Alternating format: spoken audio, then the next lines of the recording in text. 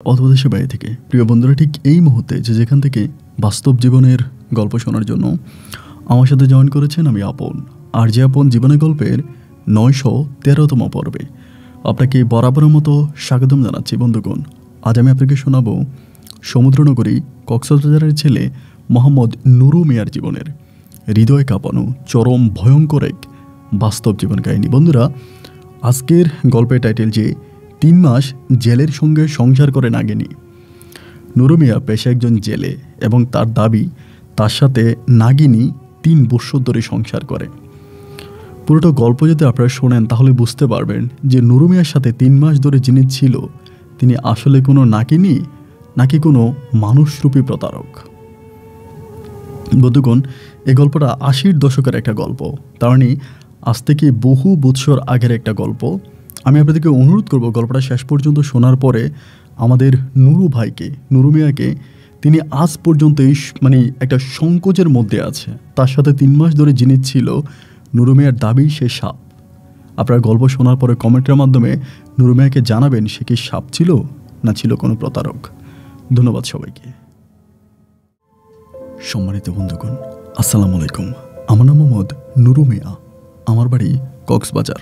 বন্ধুগণ, আমি আমার জীবনের গল্পটা শুরু করার শুরুতে আপনাদেরকে আমার পরিবারের ব্যাপারে জানিয়ে রাখি। আমার পরিবারে আমি আছি, আমার বাবা আছে, মা আছে, তাছাড়া রয়েছে আমার ছোট 2টা ভাই সহ ছোট 2টা বোন।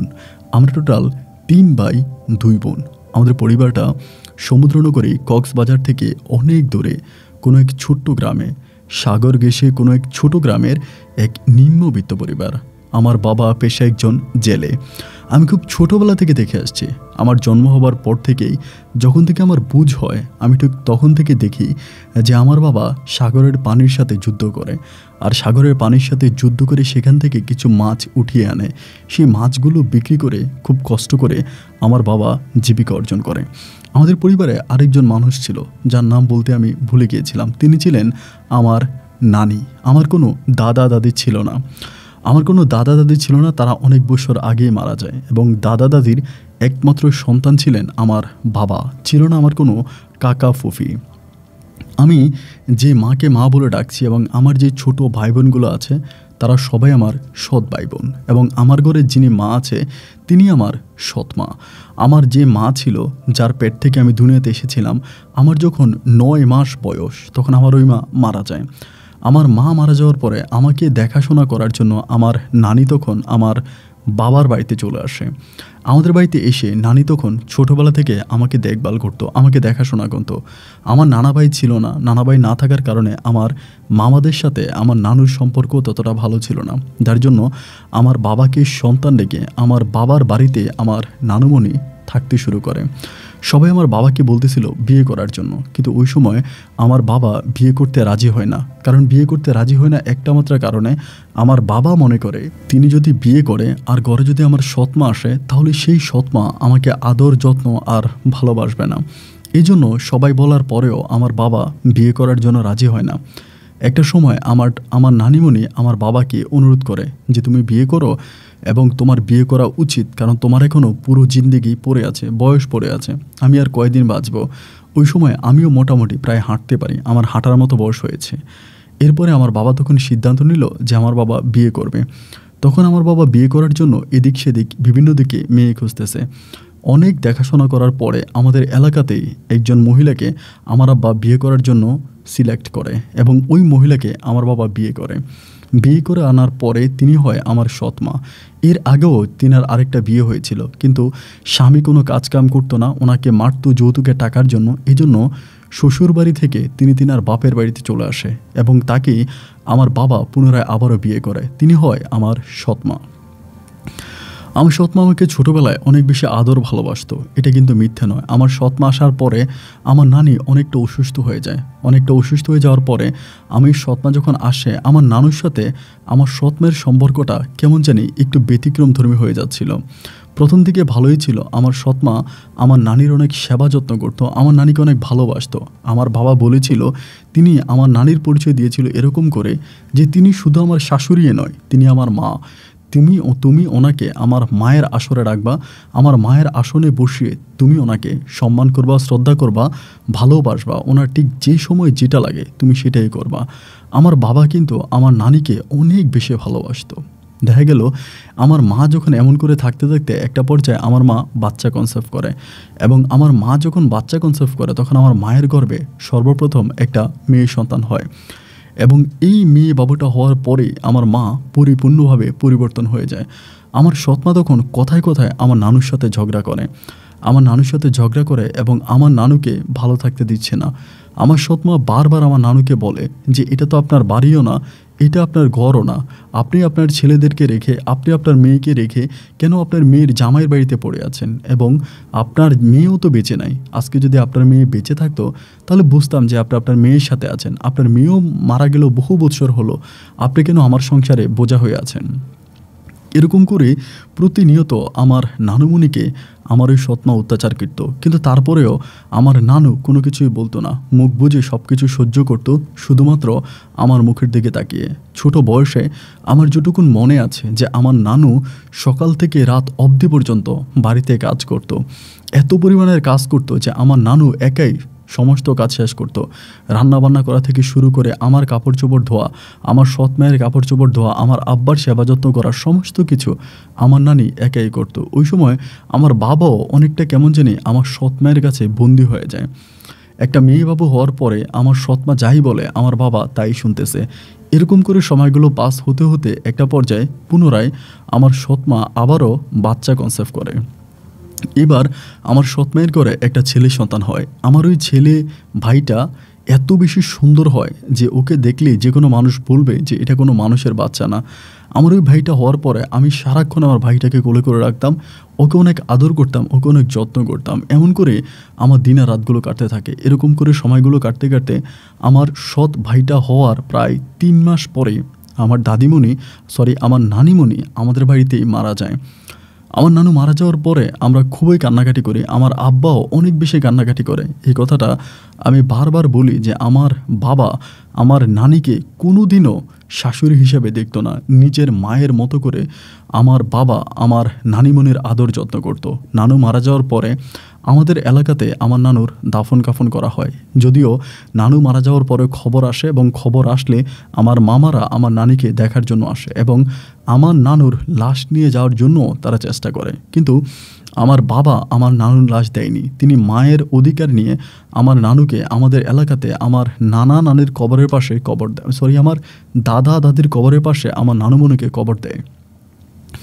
অ্যান্ড এরকম করে আমার দিন রাতগুলো পার হচ্ছিল। আমাদের এলাকায় তখন পড়াশোনা বলতে কিছু ছিল না, সালটা তখন অনেক বছর আগে।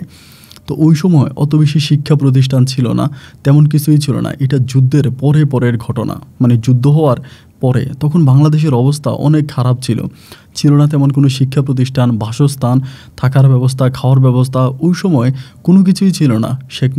শেখ মুজিবুর রহমান বলতো তখন যে পাকিস্তানের আমাদের সব কিছু নিয়ে গেছে, আমাদের সাথে আছে আমাদের শক্তি, আমাদের মনোবল, আমরা আমাদের মনোবল আর শক্তি দিয়ে বাংলাদেশকে এক সোনালী বাংলাদেশে রূপান্তরিত করব। এই নিয়ে সবাই তখন কাজকাম করত। কিন্তু বাংলাদেশে তেমন কোনো রোড ঘাট কোনো কিছু ওই সময় ছিল না পাকিস্তানের যুদ্ধ হবার পরে।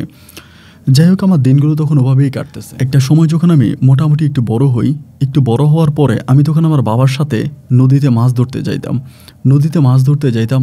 রাতভর আমি আর বাবা সাগরে পাল তোলা নৌকা দিয়ে মাছ ধরতাম, এবং ফজরের আজানের পরে তখন আমরা সমুদ্র পাড় থেকে মাছ নিয়ে বাড়ি ফিরতাম। তো আমার বাবা একটু ব্যতিক্রমধর্মী মানুষ ছিল। ব্যতিক্রমধর্মী মানুষ বলতে আমার আব্বা সবসময় নেশা করতো বলতে বাংলা মদ যেটাকে বলে এটা খাইতো। যখনই সাগরে যাইতো আমার আব্বা এটা খাইতো, এবং এটা না খেলে নাকি শরীরে অনেক ঠান্ডা হয়ে যায়, এবং আমার আব্বার শরীরে জোশ আসে না। জোশ আনার জন্য আমার আব্বা এই বাংলা মদটা খেত, এবং এটা আমার কাছে খুব খারাপ লাগতো।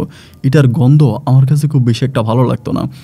আমার বাবা বলতো এটা বোতল থেকে গ্লাসে ঢেলে নিয়ে আয়। আমি তখন গ্লাসে ঢেলে এগুলো নিয়ে আসতাম। এই জন্য আমার কাছে খুব খারাপ লাগতো, আর আমি রাত জেগে থাকতে পারতাম না। আমার খুব ঘুম আসতো, আমি ঘুমিয়ে যেতাম। এমন করে সময়গুলো কাটতেছে, আমার আর খুব বেশি একটা ভালো লাগছে না। আমি তখন আমার বাবাকে বললাম যে আমি আর সাগরে যাব না, আমি আর মাছ ধরবো না। আমার বয়স তখন মোটামুটি প্রায় অনেকটাই হয়ে গেছে, প্রায় 12-13 বৎসরের মতো, 13-14 বৎসরের মতো হবে। ওই সময়টাতে আমার বাবা যতই আমাকে বলতো যে তুই আয়, সাগরে আয়, মাছ ধর, মাছ ধরার জন্য বলতো, আমি খুব বেশি একটা যাইতাম না। এবং না যাওয়ার কারণে আমার বাবাও আমার সাথে খুব রাগারাগি করতো এবং আমার ঘরে যে সৎমাও আছে তিনিও আমাকে অত্যাচার করতো। কিন্তু সত্যি কথা বলতে কি, আমার সাগরে মাছ ধরতে যেতে ভালো লাগতো না। আমার ঘুম চলে আসতো আর আমার বাবা বাংলা মদ খেত, আর আমার কাছে এক ধরনের একটা ভয়ও কাজ করতো। মাঝে মাঝে কালবৈশাখী ঝড়ের মতো তুফান, ঘূর্ণিঝড় আসে এবং ওই সময় সাগরের পানি এতটাই উপরে উঠে যায় যেন আমাদের ওই ট্রলারটাকে পানির নিচে তলিয়ে নেবে। তখন কলিজার মধ্যে কোনো পানি থাকে না, চরম রকমের ভয় কাজ করে। আর আমি নিজে অনেক বেশি ভীতু, যার কারণে আমি বাবাকে বারবার বলেছিলাম যে আমি যাব না। কিন্তু এরপরেও আমার বাবা জোর করে আর আমার মা জোর করে আমাকে সাগরে নিয়ে যেত এবং আমি সেখানে গিয়ে ভয়ে ভয়ে মাছ ধরতাম, বাবার সাথে সময় কাটাতাম। এরকম করে আরও 2 বছর কেটে যায়। প্রায় আমার বয়স তখন 16 বছর হওয়ার পরে আগে আমাদের মাছগুলো বিক্রি করা হতো, সাগর থেকে মাছ ধরে আনার পরে সাগর পাড়েই মাছগুলোকে বিক্রি করা হতো। কিন্তু এখন হঠাৎ করে আড়তদাররা পরিকল্পনা করলো, প্ল্যানিং করলো যে তারা সাগর পাড় থেকে মাছ নেবে না, তারা হচ্ছে একটা বাজার তৈরি করে অনেক বড়, এবং ওই বাজারে আশিলের মাধ্যমে ওখানে মাছ বিক্রি করা হবে, ডাকযোগে মাছ বিক্রি করা হবে এবং সাগর থেকে মাছ ধরার পরে ওই মাছগুলো ওইখানে নিতে হবে, আপনার ওই আড়তে নিতে হবে। তো আমার বাবার অবশ্য লাইন গার্ড অনেক ভালো ছিল, যেহেতু আমার বাবা অনেক পুরনো দিন থেকে মাছ ধরে, সবার সাথে আমার বাবার খুব ভালো একটা সম্পর্ক আছে। এই জন্য আড়তদারের সাথে আমার আব্বা আগেই কথাবার্তা বলে রাখে, মাছের দাম নির্ধারণ করে রাখে। সাগর থেকে মাছ নামিয়ে আনার পরে আমি আড়তদারের কাছে নিয়ে যাই এবং আড়তদার এই মাছগুলো নিয়ে যায়। আমাদের মাছের মধ্যে কোনো ডাকাডাকি হয় না, অন্য মাছগুলো ডাকে বিক্রি করে। সাগরের ট্রলারগুলো কিন্তু সবসময় একদিনে আসে না, এক সময় আসে না। অনেক সময় দেখা যায় যে ট্রলার রাত 2টা বাজে আসে, আবার অনেক সময় দেখা যায় যে ট্রলার রাত 3টা বাজে আসে। অনেক সময় দেখা যায় ফজরের পরে ট্রলার আসে। ট্রলার আসার কোনো নির্ধারিত সময় থাকে না। এরকম করে সময়গুলো কাটতে কাটতে আমার বাবা তখন করতে গিয়ে, আমার বাবার সাথে যদিও আরও 5-7 জন লোক ছিল যারা সবাই আমার বাবার বয়সী, এরা প্রত্যেকে আমার বাবার বয়সী। এরা করতো কি, সাগর পাড়ে মাছগুলো আনার পরে তখন বেন গাড়ি ছিল, বেন গাড়ির মধ্যে মাছগুলো উঠিয়ে দিত এবং উঠিয়ে দেওয়ার পরে আমার বাবা এবং বাবার সাথে যারা সহযোগী ছিল তারা সবাই মিলে চলে যেত। আমাকে বলতো যে তুই বেন গাড়ি ঠেলে নিয়ে বাজারে মাছগুলোকে নিয়ে যা, এবং বাজারে মাছগুলোকে নিয়ে যাওয়ার পরে বাজারে যে আড়তদার আছে ওই আড়তদারের কাছে তুই মাছগুলো দিয়ে আয়।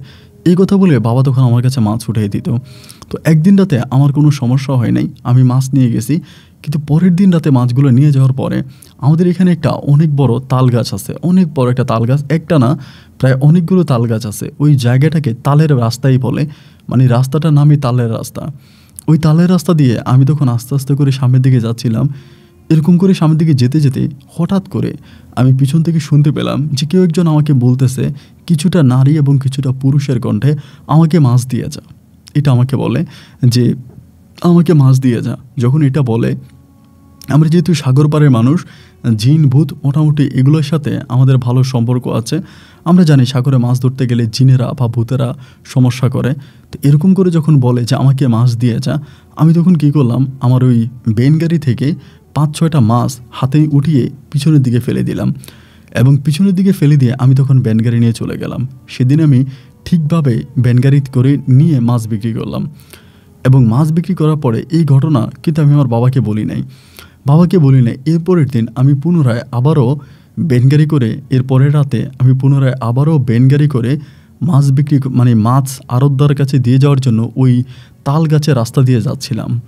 তাল গাছের ওই রাস্তা দিয়ে যাওয়ার পরে সেদিন আমি যেন 2-3 পাশ থেকে শুনতেছি আমাকে বলতেছে মাছ দিয়ে যা। আমি তখন আবারও গতকালকে রাতের মতোই একইভাবে আমার ওই বেনগাড়ি থেকে কয়েকটা মাছ নিলাম এবং মাছগুলোকে চারপাশে ফেলে দিলাম। চারপাশে ফেলে দেওয়ার পরে সেদিন তারা বারবার বলতেছে মাছ দে, আরও দে। এরকম করে আরও দে যখন বলে, আমি তখন আরও বেশি মাছ দিতে থাকি এবং একটা পর্যায়ে প্রায় অনেকগুলো মাছ আমি তাদেরকে দিয়ে দিই। দিয়ে দেওয়ার পরে আমি তখন এই আমার যে বাকি মাছগুলো ছিল ওইগুলো আড়তদারের কাছে নিয়ে যাই এবং আড়তদারের কাছে নিয়ে যাওয়ার পরে আড়তদার আমার ওই মাছগুলো নিয়ে তিনি বলতেছে, মাছ এত কম কেন? তোমার বাবা যে পরিমাণের মাছ দেওয়ার কথা, মাছ তো সেই পরিমাণের আসে নাই। তিনি পরের দিন আমার বাবাকে টাকা অনেক কম দেয়। টাকা অনেক কম দেওয়ার পরে দুপুরের পরে আমি তখন ঘুমাচ্ছিলাম, আমার বাবা আমাকে ঘুম থেকে ডেকে খুব গালাগালি করতেছে যে তোরে আমি মাছ দেই মাছ বিক্রি করার জন্য, মাছ আড়তে দিয়ে আসার জন্য, মাছ কম দেস কেন? আমি তো প্রতিটা পাতিলে মানে প্রতিটা ডেকচি একেবারে ভরপুর করে মাছ দিয়েছি। কিন্তু উনি বলল যে ডেকচির মধ্যে নাকি খুব বেশি মাছ ছিল না, অবশিষ্ট মাছগুলা কোথায় গেল? আমি তখন বাবাকে বললাম যে বাবা, তাল গাছের ওই রাস্তা দিয়ে যাই তো, তাল গাছের ওই রাস্তাটা মোটেও ভালো না, ওখান থেকে যাওয়ার সময় আমার সাথে খারাপ কিছু ঘটে এবং খারাপ কিছু ঘটার পরে আমার তখন মাছ দিয়ে দেওয়া লাগে। তো মাছ দিয়ে দিই, এভাবে আমি মাছ দিয়ে দিছি, এই জন্য আমার সমস্যা হয়। আমার আব্বা তখন আমাকে বলে তাহলে তুই একা যাস কেন, কালকে থেকে তোর সাথে লোক পাঠাবো। এর পরের দিন আমার বাবা পুনরায় আমাকে মাছ নিয়ে আবারও পাঠায় এবং আবারও পাঠানোর পরে ওইখানে আমার বাবার সাথে একটা লোক দিয়ে দেয়। কিন্তু ওই লোকটাকে নিয়ে যখন আমি যাচ্ছিলাম তখন কোনো সমস্যা হয় নাই, কোনো ঝামেলা হয় নাই, সুন্দরভাবে আমি ওইখানে চলে গেলাম, কিন্তু কোনো সমস্যা হলো না। দেখা যায় বাবা মাকে খুব বকাবাধ্য করলো, যদি তোকে পেতনি ধরতো তাহলে তো প্রতি রাতেই ধরতো, আজকে রাতে ধরলো না কেন? আমি বাবাকে বুঝাইতে পারলাম না যে আজকে তো আমার সাথে আরেকজন লোক ছিল, সম্ভবত এই জন্য ধরে নাই। যাই হোক, এর পরের দিন আমি পুনরায় আবারও মাছ নিয়ে যাচ্ছি এবং সেদিন যখন আমি মাছ নিয়ে যাচ্ছি, আবারও সেদিন আমি যখন একা একা যাচ্ছি, আবারও আমাকে পিছন থেকে ডাকতেছে মাছ দিয়ে যা, কিছু মাছ দিয়ে যা। এমন করে যখন বলে, আমি সেদিন আর মাছ দিব না। মাছ দিব না এই কারণে যে মাছ দিলে তো বাবা আমাকে বকাবাধ্য করে এবং গালাগালি করে, আমার সাথে খারাপ ব্যবহার করে। এবার আমি কি করলাম, মাছ আর দিলাম না। মাছ না দিয়ে আমি তখন ভ্যান গাড়িটাকে খুব দ্রুত টেনে আমি তখন আড়তদারে ওখানে চলে গেলাম, গিয়ে আড়তে মাছগুলো নামাই দিয়ে সূর্য ওঠার পরে বাড়িতে আসছি। সেদিন বাবার আমাকে কিছু বললো না। এর পরের রাতে বরাবরের মতো আমি একাই মাছ নিয়ে আড়তদারের ওখানে রওনা দিলাম। রাত তখন প্রায় আনুমানিক 3টা থেকে 3:30টার মতো বাজে। এভাবে মাছ নিয়ে যাওয়ার পরে ওই জায়গাটায় গেছি, পরে আমাকে একইভাবে ডাকতে শুরু করলো, মাছ দে, কিছু মাছ দিয়ে যা। যখন এমন করে ডাকাডাকি করতেছে, আমি সেদিনও মাছ দিব না এবং মাছ দেব না বলে আমি তখন খুব দ্রুতই ভ্যান গাড়িটাকে টেনে সামনের দিকে নিয়ে যাচ্ছিলাম। কিন্তু হঠাৎ করে সামনে যাওয়ার পরে আমি দেখতে পেলাম যে কালো অনেকগুলো বিড়াল আমার সামনে দৌড়াদৌড়ি করতেছে। আমি তখনও ভয় পেলাম না, আমি তখনও সর করে আমি ভ্যান গাড়ি নিয়ে সামনের দিকে দৌড়াতে শুরু করলাম। সামনের দিকে অনেকটা দৌড়ানোর পরে আমি হঠাৎ করে দেখলাম তাল গাছের 2 পাশ ধরে অনেক বড় বড় মাথাওয়ালা, যারা সবাই সাদা সাদা পোশাকধারী, প্রত্যেকের শরীরে সাদা পোশাক, অনেক লম্বা, যেন মাটি থেকে আসমান পর্যন্ত তাদের মাথা, এত লম্বা লম্বা অনেকগুলো মানুষ তখন আমার সামনে জড়ো হয়ে গেল। আমি এদেরকে দেখার পরে আমার ভ্যান গাড়ি ফেলে দিয়ে বাবা গো মা গো বলে দৌড়িয়ে আমি বাড়িতে চলে আসি। এবং বাড়িতে আসার পরে আমার বাবা কিন্তু তখনও ওই নদীর ঘাট থেকে বাড়িতে আসে নাই। আমি যখন বাড়িতে আসার পরে আমার সৎ ভাই তখন আমার বাবাকে ডাকার জন্য গেল। আমার বাবা তখন আসছে, আমি তখন উঠানের মধ্যে শুয়ে আছি। বাবা বলে কী রে, কী হয়েছে? আমি বললাম বাবা এই ঘটনা, এরকম ঘটনা হয়েছে যার জন্য আমি মাছটা সব কিছু রেখে চলে আসছি। এটা বলার পরে আমার বাবা তখন আরও 2জন লোক নিয়ে ওই তাল গাছের যে রাস্তা আছে ওই রাস্তায় গেল এবং যাওয়ার পরে দেখলো যে ভ্যান গাড়ির মধ্যে মাছগুলো যেমন করে রাখা ঠিক তেমন করে আছে, একটা মাছও কেউ ধরে নাই, একটা মাছও কোনো নষ্ট হয় নাই, যেমন করে রাখা তেমন করে মাছগুলো পড়ে আছে। আমার বাবা আর ওই লোকটা তখন আড়তদারের কাছে গিয়ে মাছগুলো দিয়ে আসলো। মাছ দিয়ে আসার পরে সকালবেলা বাবা মার সাথে খুব খারাপ ব্যবহার করতেছে, অতিরিক্ত খারাপ ব্যবহার করতেছে। আমার বাবা বলে যে তোর মাঝে সমস্যা আছে, তুই মানুষ ভালো না, তুই মানুষ অত্যন্ত খারাপ, যদি তোকে পেতনি ধরবে, যদি পেতনি তোর মাছ নেওয়ার পথে বাধা দিবে তাহলে তো আমরা গেলাম, আমরা তো কোনো পেতনি দেখলাম না, রাস্তার মাঝে তো কোনো পেতনি ছিল না, আর পেতনি যদি মাছ পাবে তাহলে তো তারা সব মাছ খেয়ে ফেলতো, মাছ তো সব কিছুই যেখানে রাখার সেখানেই আছে, তুই মিথ্যে বলছিস। আমার বাবা তখন আমাকে বলে তুই মিথ্যা বলছিস। আমি তখন বললাম আমি আর মাছ ধরতে যাব না এবং আমি আর সাগরে যাব না, আমি খুব ভয় পেয়ে যাই। কিন্তু এইভাবে আমার সৎ মা তখন আমার আব্বাকে বুঝাইতে থাকে যে আসলে মূল কথা হচ্ছে গিয়ে ও আসলে অতিরিক্ত চালাক তো, এবং ও মিথ্যা কথা বলতেছে, আসলে ওকে ভূতে ধরে জিনে ধরে, তাল গাছের রাস্তা দিয়ে যাওয়ার সময় ওর সমস্যা হয়, এগুলো সবই ওর বানোয়াট এবং মিথ্যা কথা। চরম সত্য কথা হচ্ছে ও আর মাছ ধরতে যাবে না এবং ও আর মাছ ধরবে না, এই জন্য ও বানিয়ে বানিয়ে মিথ্যে বলতেছে। আমার সৎ মায়ের কথা আমার আব্বা অক্ষরে অক্ষরে বিশ্বাস করে, যার জন্য আমার বাবা তখন আমাকে মারতে শুরু করে, আমার সাথে খারাপ ব্যবহার করে এবং বলে যে তোরে আমি বারবার বলেছি যে তুই এরকম দুষ্টামি করিস না, ফাইজলামি করিস না, মিথ্যা বলিস না, এরপরে তুই আমাকে মিথ্যা বলিস। বাবার কথা, যদি বাড়িতে ভাত খেতে হয় তাহলে আমাকে অবশ্যই সাগরে যেতে হবে, মাছ ধরতে হবে এবং তাল গাছের ওই রাস্তা দিয়ে আমাকে গিয়ে আড়তদারের বাড়িতে একা একা গিয়ে আমাকে মাছ দিয়ে আসতে হবে। কিন্তু আমার কথা হচ্ছে, আমি যে দৃশ্য সেদিন রাতে দেখেছি, আমার জীবন থাকতে আমি আর কোনোদিনও ওই রাস্তা দিয়ে আমি আর মাছ নিয়ে যাব না, আমি আর যাব না। আর ওরা যে মাছ দিয়ে আসতে যায় আড়তদারের ওখানে, ওরা কিন্তু অনেকেই যায়, 5 জন 7 জন যায়, কিন্তু আমাকে আমার বাবা একাই মাছ নিয়ে পাঠায়। এই রাগে আমি তখন চিন্তা করলাম যে না, আমি আর বাবার সাথে সাগরেও যাব না, মাছও ধরবো না। তখন এরকম করতে করতে একটা সময় আমার ঘরের খাবার বন্ধ হয়ে যায়। আমাকে তখন আর খাবার দেয় না। আমার বাবা খুব খারাপ ব্যবহার করে, অনেক দুর্ব্যবহার করে আমার আম্মার সাথে, মানে আমার সাথেও খারাপ ব্যবহার করে এবং মাকেও বলে যে ওকে ভাত দিবি না, আমাকে ভাত দেয় না। এবং ভাত না দেওয়ার পরে একটা সময় আমি রাগ করে আমার আম্মার এক চাচাতো বোন আছে, যিনি আমাকে অনেক আদর করতো, যিনি আমার সম্পর্কে হয় খালা। আমার খালার বাড়ি ছিল চট্টগ্রামে। আমার মনে আছে বেশ কয়েক মাস আগে ওই খালার বাড়িতে বেড়াতে গিয়েছিলাম। তো বেড়াতে গিয়েছিলাম বলে আমি তখন ওই খালার বাড়িতেই পুনরায় আবারও চলে যাই বাবার সাথে রাগ করে। বাবা মায়ের সাথে রাগ করে চিন্তা করলাম যে আমি এই গ্রামে আর থাকবো না, এই বাড়িতে থাকবো না। যেহেতু আমার মা মারা গেছে, আমার বাবা সবসময় তার বউয়ের কথায় উঠে আর বসে, তার বউ যেটা বলে আমার বাবা সেটাই শোনে। সুতরাং ওই বাবার সাথে আমি কোনো রকমের সম্পর্ক রাখবো না। এই চিন্তা করে আমি তখন বাড়ি থেকে বেরিয়ে গেলাম এবং বাড়ি থেকে বেরিয়ে আমি তখন চলে গেলাম আমার ওই খালার বাড়িতে। এবং আমার খালার বাড়িটাও মোটামুটি অনেক সংসার নীরবতায় খুব সুন্দর একটা জায়গা আমার খালাম্মার বাড়ি ছিল। আমার ছিল 2টা খালাতো ভাই। আমার আম্মার চাচাতো বোন হলেও তিনি আমাকে নিজের বোনের ছেলের মতোই আদর করতো। আমার সাথে কখনো দুর্ব্যবহার করতো না, আমার সাথে খারাপ ব্যবহার করতো না, আমাকে নিজের ছেলের মতো যত্ন করতো। ওনার যে 2টা ছেলে আছে, ওই ছেলেদের মতোই আমাকে আদর যত্ন করতো আর ভালোবাসতো। এমন করে খালার বাড়িতে আমার সময়গুলো বিন্দাস অনেক ভালোই কাটতেছে, কোনো সমস্যা নাই, সর্বদিক থেকে আমি খুব ভালো আছি। খালার বাড়ির পাশেও অনেক বড় একটা খাল ছিল। খালের ভিতরে আমি আর আমার খালাতো 2 ভাই আছে, আমরা গিয়ে মাছ ধরতাম। সবসময় ওখানে যাইতাম এবং ওখান থেকে অনেক বড় বড় মাছ পাইতাম। এই মাছগুলো খালার বাড়িতে দিতাম এবং খালাম্মা রান্না বান্না করতো। সময়গুলো আমার অতি ভালোই কাটতো। আমার আসলে আপন বলতে তেমন কেউই পৃথিবীতে ছিল না, শুধু খালাকে আমি একটু মোটামুটি আমার আপন মনে করতাম। এরকম করতে করতে একদিন অমাবস্যা রাতের বেলায় আমার হঠাৎ করে মনে হলো যে আমি মাছ ধরতে যাব। অ্যান্ড এই সময় অমাবস্যা রাতের বেলায় আমরা যখন সাগরেও মাছ ধরতাম, অনেক মাছ পাওয়া যেত, কারণ তখন চারদিক ঘুটঘুটে অন্ধকার থাকে, মাছগুলা ভিতর থেকে উপরে উঠে আসে, তখন অনেক বেশি মাছ পাওয়া যায়। এই জন্য আমি তখন চিন্তা করলাম এই ঘুটঘুটে রাতের বেলায় আমি তখন মাছ ধরার জন্য খালের মধ্যে গেলাম।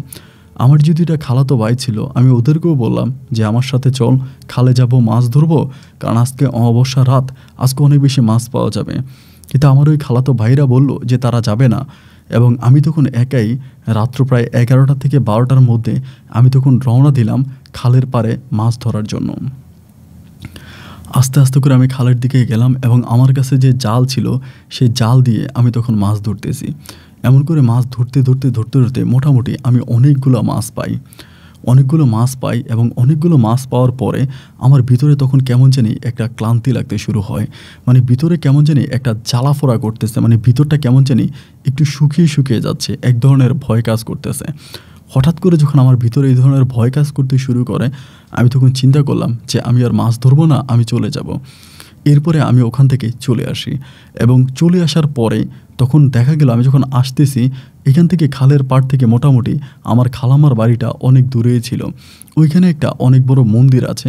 ওই মন্দিরের সামনে আমি দেখলাম ঝোপঝাড়ের ভিতরে কী জানি একটা জিনিস জ্বলতেছে, যেটা দেখতে অনেকটা ক্রিকেট বলের মতো। এই জিনিসটা যখন জ্বলতেছিল রাতের বেলায়, আমার হাতে হারিকেন ছিল, হারিকেনের আলোতে এটা তখন চকচক করতেছিল।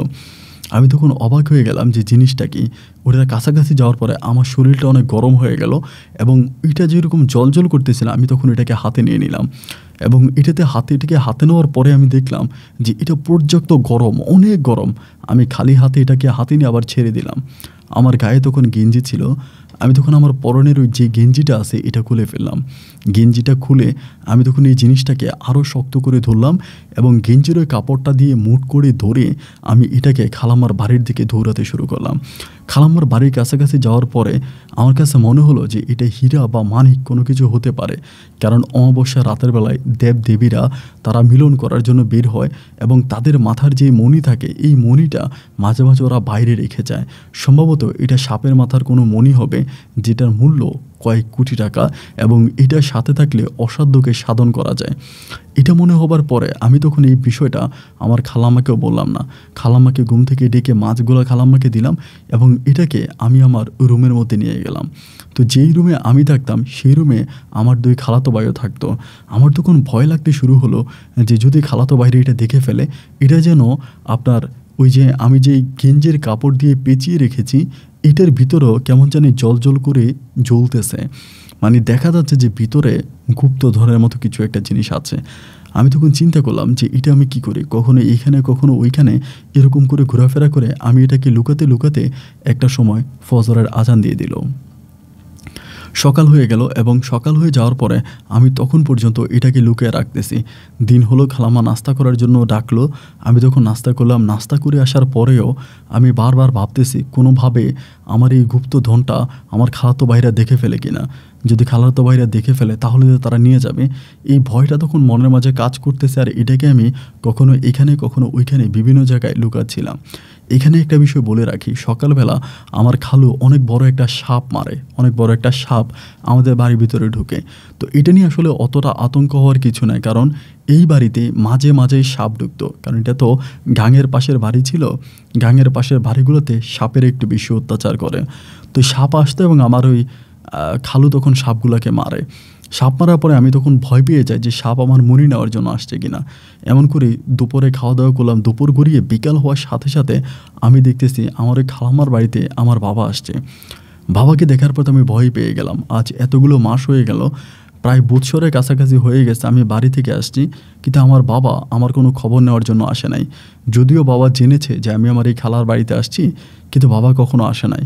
আজকে বাবাকে হঠাৎ করে দেখে আমি খুব ভয় পেয়ে গেলাম যে বাবা আসছে তার কারণ কি, কোনো কিছুই বুঝলাম না। বাবা তখন আমাকে বললো কাপড় চোপড় রেডি কর, তোরে বাড়ি নিয়ে যাব। আমি বললাম আমি তো বাড়ি যাব না, খালার বাড়িতে আসছি, আমি খালার বাড়িতেই থাকবো, আমি যাব না। বাবা আমাকে বলে আমি যা বলছি তাই কর, কাপড় চোপড় রেডি কর, তোকে আমি বাড়ি নিয়ে যাব। একসময় বাবা যখন আমাকে ধমক দিল, বাবার ধমকে আমি তখন বললাম ঠিক আছে আমি যাব। এরপরে আমি কাপড় চোপড় রেডি করে আমার বাবার সাথে রওনা দিলাম। আমার ওই ব্যাগের ভিতরে আমি সর্বপ্রথম ওই ক্রিকেট বলের মতো যে জিনিসটা ছিল, আকারে দেখতে ক্রিকেট বলের মতো কিন্তু আকারে অনেকটাই প্রায় ছোট ছিল। তো এই জিনিসটাকে আমি তখনও ওই ব্যাগের ভিতরে ঢুকালাম। আমি কিন্তু আমার বাবাকে এক বিন্দু পরিমাণও বিশ্বাস করি না, কারণ আমার বাবা আমার পক্ষে কোনো সময়ই ছিল না। আমার বুঝ হওয়ার পর থেকে আমার বাবা আমার বিপক্ষেই ছিল। আমার পক্ষে আমার বাবা কোনো সময়ই ছিল না। এজন্য আমি তখন এই জিনিসটাকে নিয়ে বাড়ির পথে রওনা দিলাম। আমার বাবার সাথে বাড়ি আসলাম এবং তখন আমি টাগরা জোয়ান, 18-19 মতো বয়স আমার। তখন টাগরা জোয়ান 18-19 বছরের ছেলে, একদম টাগরা, শরীরের শক্তি অনেক মানে বড় হয়ে গেছি। বাড়িতে আসছি, আসার পর আমি তখন চিন্তা করতেছি এটা আমি কোথায় লুকাবো, আমি লুকাবো কোথায়, এবং এটা সম্বন্ধে তো আমি কাউকে বলতে পারবো না। তো আমি যে ঘরে থাকতাম এই ঘরটা একটা কাছারি ঘরের মতো ছিল।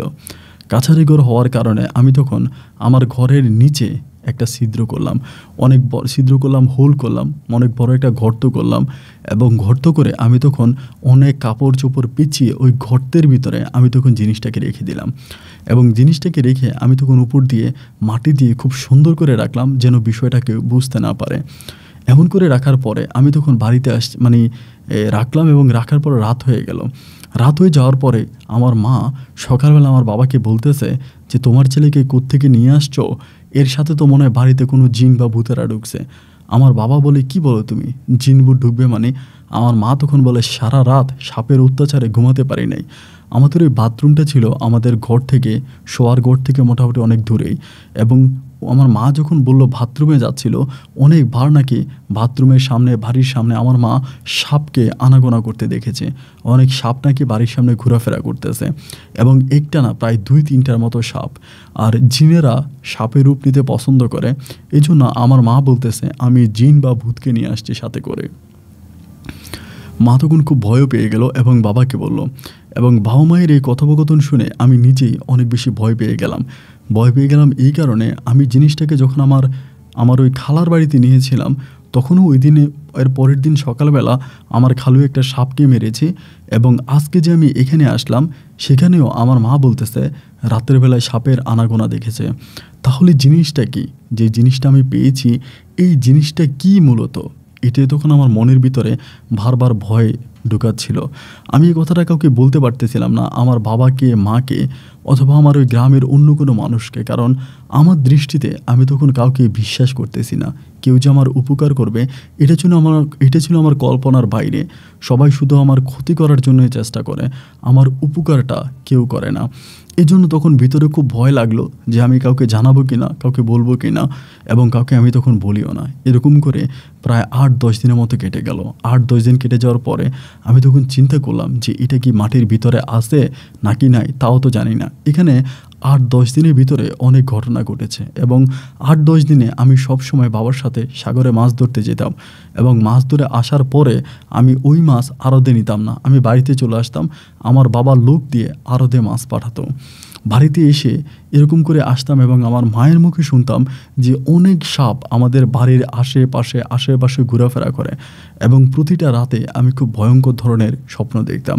আমি দেখতাম যে আমাকে সাপেরা তাড়া করতেছে, আমাকে সাপেরা ধরার জন্য দৌড়াচ্ছে এবং অনেক সময় দেখতাম যে অনেকগুলো সাপের মাঝখানে আমি বসে আছি, চারপাশে সাপে ঘোরাফেরা করতেছে।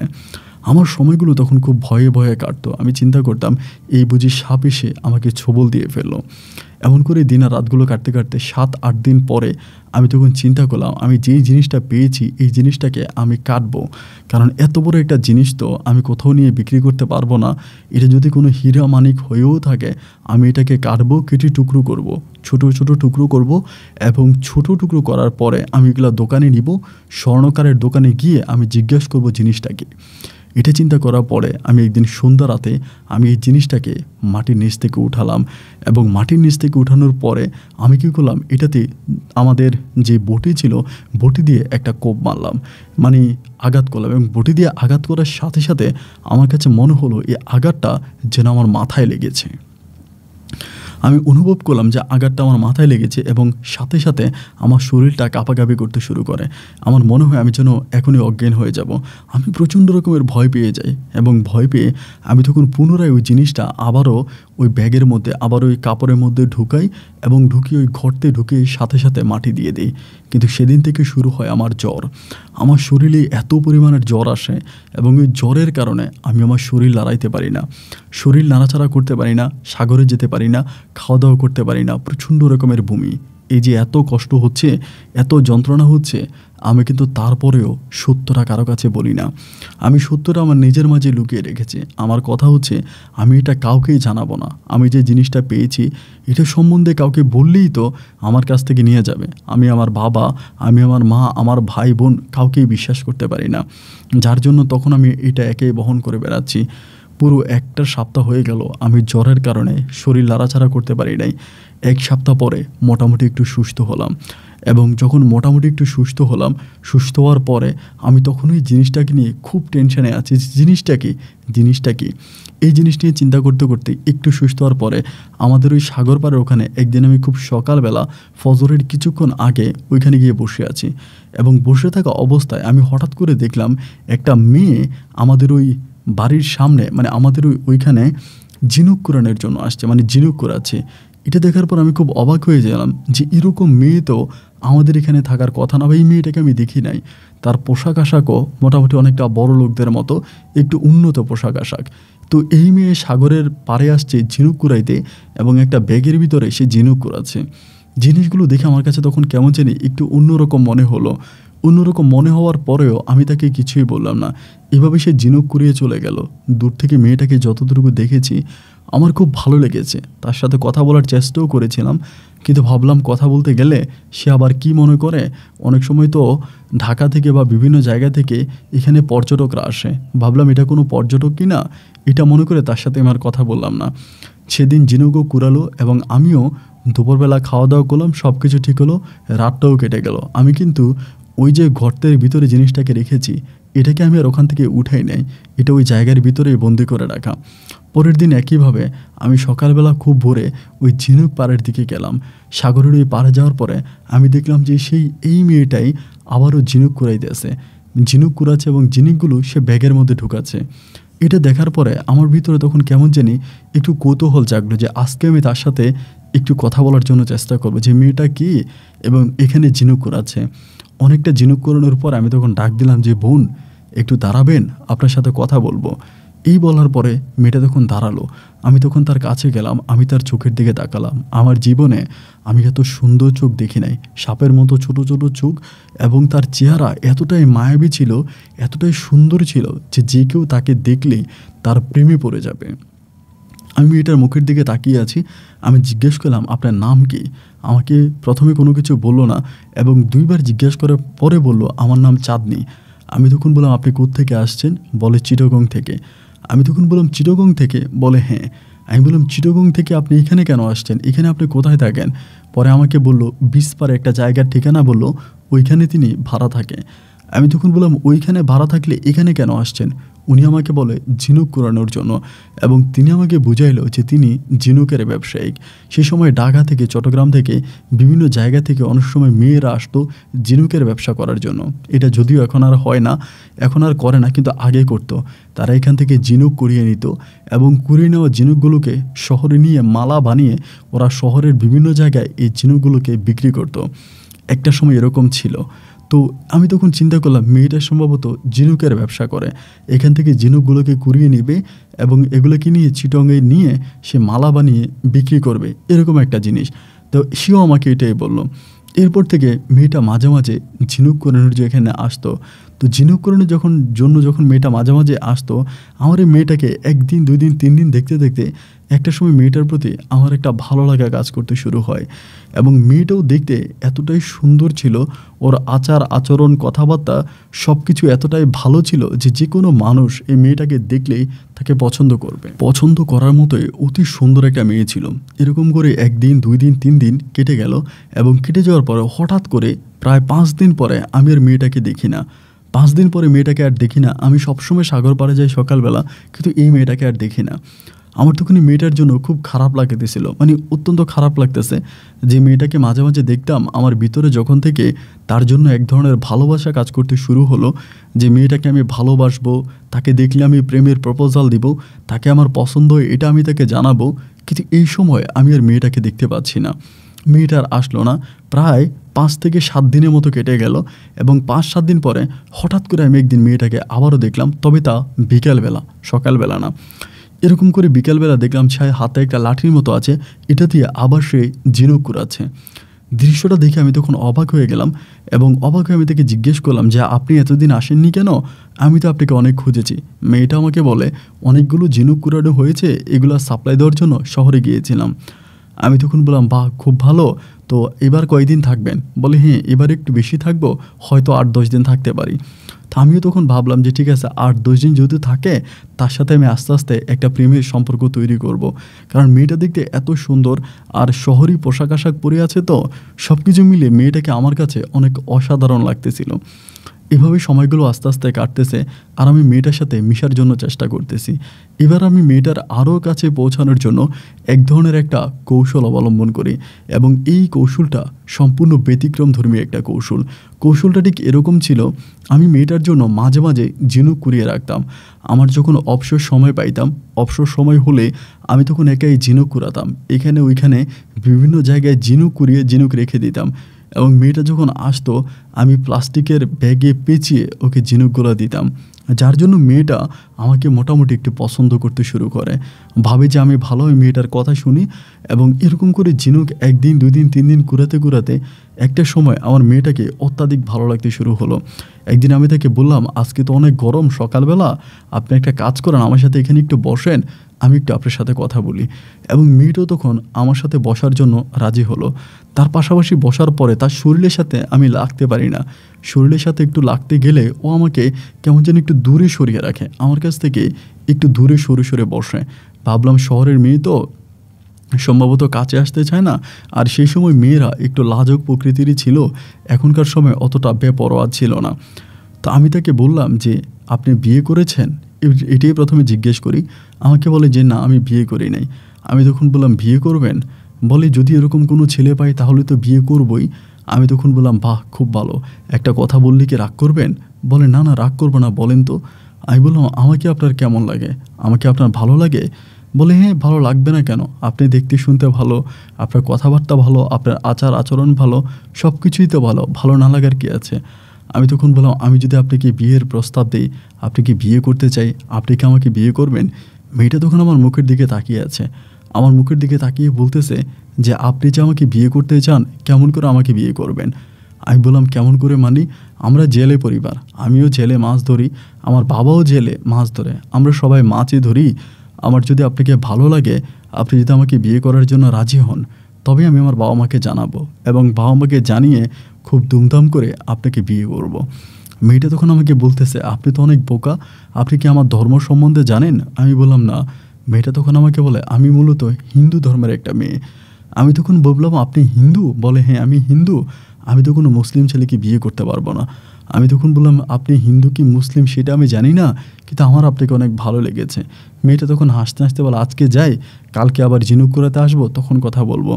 এই বলে মেয়েটা আবার চলে গেল। এই যে সে চলে যাচ্ছে বা যেখানে সে ভাড়া থাকার কথা বলেছে, আমি কিন্তু সেখানেও তার কোনো খবর নেওয়ার জন্য যাই নাই। এই যে 1 সপ্তাহের মতো সে আসে নাই বা সে আমার কোনো খোঁজ খবরও নেয় নাই। তো ওই 1 সপ্তাহ কিন্তু ও যে ঠিকানা দিয়েছিল, যেখানে সে ভাড়া থাকে বলেছিল, ওই ঠিকানাতেও কিন্তু আমি তাকে খোঁজার জন্য যাই নাই। যাই হোক, এরকম করে মেয়েটাই আসতো, আমি তাকে বিয়ের জন্য প্রস্তাব দিতাম, সে রাজি হতো না। 1 দিন, 2 দিন, 3 দিন, 4 দিন এমন করে কাটতে কাটতে একটা সময় আমি তাকে ডিরেক্টলি বললাম যে, আপনাকে আমার এতটাই ভালো লেগেছে যে আমি আপনাকে ছাড়া আর অন্য কোনো কিছু চিন্তা করতে পারি না, অন্য কোনো কিছু চিন্তা করতে চাই না।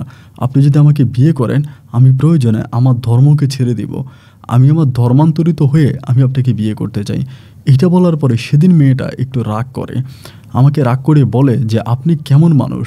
আপনি নিজের ধর্মকে পরিবর্তন করে আমাকে বিয়ে করতে চান? এটা তো ঠিক না। আমি তখন বললাম যে, দেখেন, আপনাকে আমার খুব ভালো লাগে, আমি অনুরোধ করি আপনি আমাকে বিয়ে করেন। আমি আপনাকে বিয়ে করতে চাই, আমি আপনার সাথে থাকতে চাই। এমন করে যখন পাগলামি করতে থাকি, যখনই সে ঝিনুক কুড়াতে আসে তার সাথে এরকম করে পাগলামি করি, একসময় সে আমাকে বলে যে, ঠিক আছে, আপনি তো ওই ধর্মটাকে আমার খুব ভালো লাগে, আপনি যদি আমাকে বলেন আমি মুসলিম হয়ে যাব এবং মুসলিম ধর্ম অনুযায়ী আমি আপনাকে বিয়ে করার জন্য রাজি আছি। এই কথাটা যখন মেয়েটা বলে, আমি তখন খুব অবাক হয়ে যাই এবং অত্যাধিক খুশি হই। এই কথাটা তখন আমাদের এলাকার এক কাকা আছে, মজনু কাকা নামে পরিচিত। আমার ওই মজনু কাকাকে আমি মোটামুটি একটু বিশ্বাস করতাম, ভালোবাসতাম। মজনু কাকার সাথে আমার সম্পর্কটা একটু ভালো ছিল। আমি তখন এই বিষয়টা কিছুটা আমার মজনু কাকাকে বলি। তিনি কিছুটা পাগল প্রকৃতির লোক আর কি, মানে একটু পাগল টাইপের, কিন্তু আমাকে অনেক ভালোবাসতো, আমার কথা অনেক শুনতো।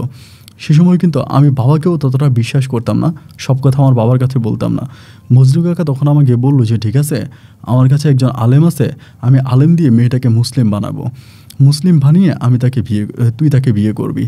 একথা বলার পরে আমি তখন তাকে বললাম, চাঁদনিকে বললাম যে, এরকম এরকম একটা হুজুরের কাছে তোমাকে নিয়ে যাব এবং সেই হুজুর তোমাকে কলমা পড়াবে, কলমা পড়িয়ে আমি তোমাকে বিয়ে করব। ও তখন ডিরেক্টলি আমাকে বলে, আমি কোনো হুজুরের কাছে যেতে পারবো না, কারণ তোমাদের ওই ধর্মের হুজুরদেরকে আমি বিশ্বাস করি না, তারা খুব খারাপ হয়।